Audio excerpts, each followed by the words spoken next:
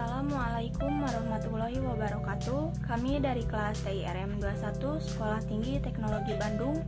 Kelompok kami terdiri dari saya sendiri, Anggita Dwiza Agustina, dan rekan-rekan saya yaitu Ade Rohman, Fajar Setiawan, dan Niza Nurul Fadilah. Di sini kami akan melakukan fokus group discussion yang membahas mengenai harapan industri di Indonesia pada tahun 2050. Fokus grup kami akan membahas mengenai harapan industri makanan di Indonesia pada tahun 2050.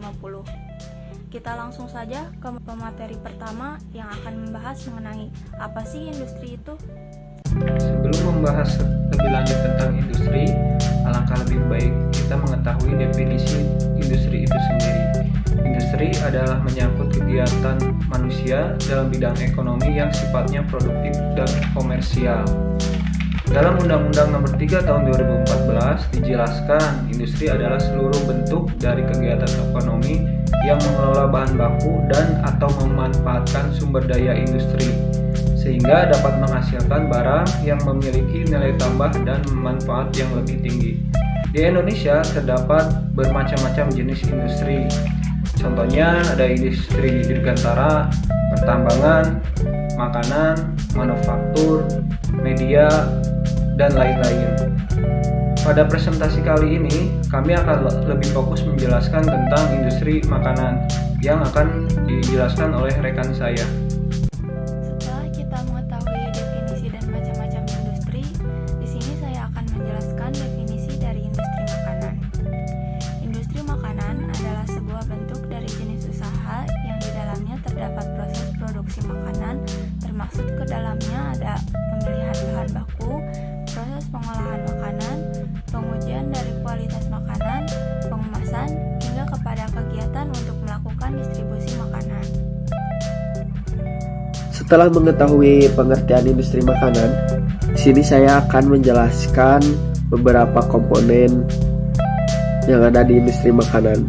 Yang pertama, agrikultur.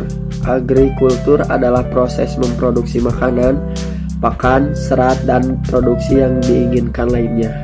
Kemudian ada pengolahan makanan.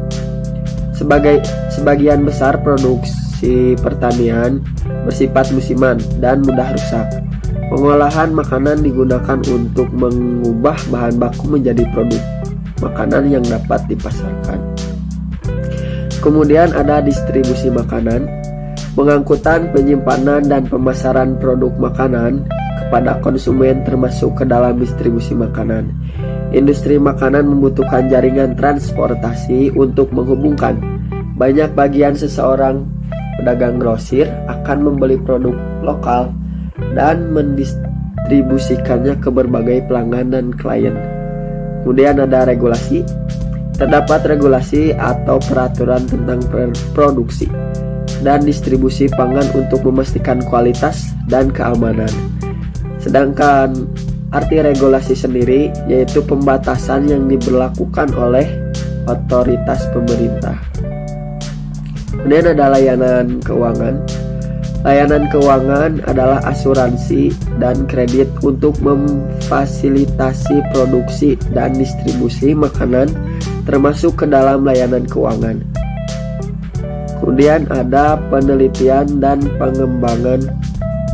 Penelitian tentang setiap aspek industri makanan menghasilkan informasi yang relevan tentang sektor terkait.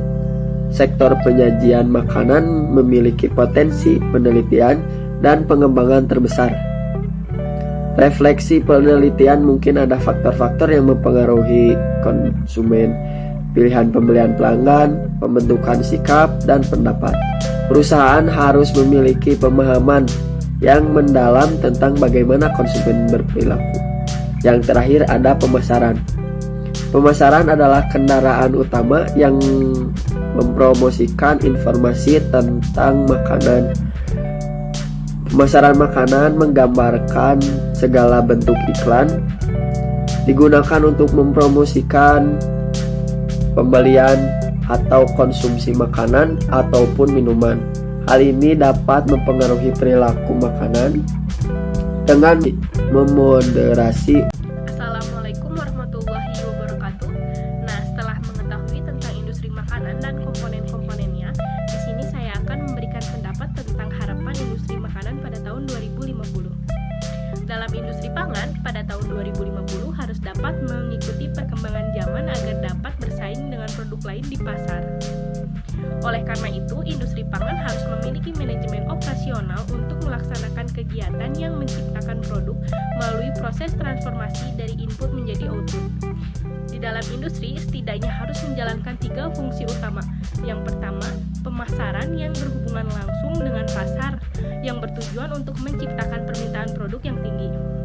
Dan yang kedua, keuangan yang mengelola berbagai urusan keuangan di dalam maupun di luar perusahaan. Yang ketiga, fungsi produksi yang berkaitan dengan penciptaan barang ataupun produk yang dihasilkan oleh industri tersebut.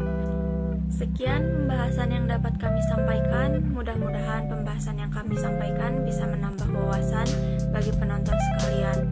Wassalamualaikum warahmatullahi wabarakatuh.